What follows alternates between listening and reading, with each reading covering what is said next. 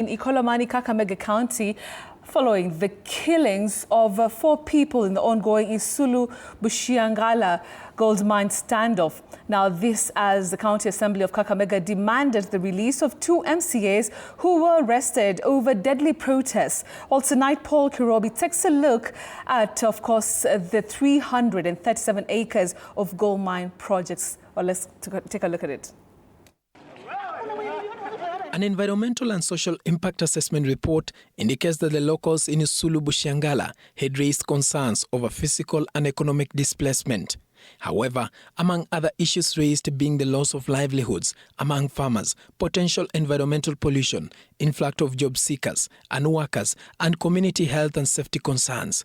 The locals who've been protesting the company also raised concerns of inadequate community engagement and lack of transparency, potential community conflict, gender issues and considerations, among other concerns. Protests in the area have claimed lives of 4 people so far in the last 1 week, with journalists among those attacked in the chaos.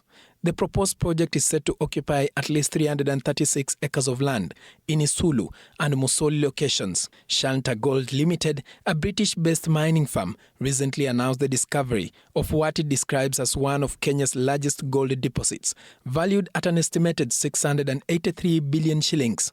According to an environmental impact assessment report submitted to the National Environment Management Authority NEMA, the company's Kenyan subsidiary has confirmed 1.2 million ounces of gold at the Isulu Bushiangala underground mining site in Kakamega South Sub-County. According to the report, the projected a royalty of revenue of 4 billion shillings, with 1%, which is between 1.3 billion shillings to 1.5 billion shillings, set to go to the host community.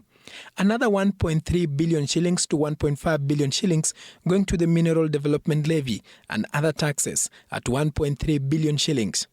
And with an additional benefit of over 1,000 jobs, the report describes this as a direct project benefit.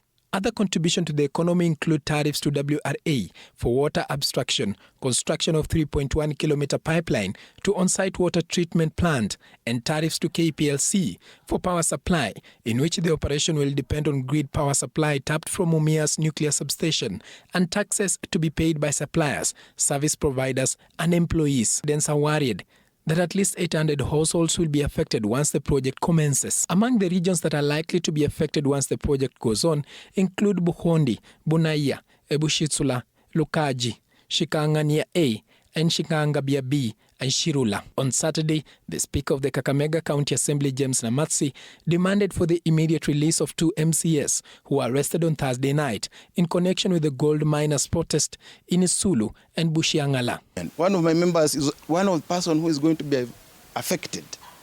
That is Honorable Amos Liyai. Several people were injured during the protest. Paul Kirobi, TV 47.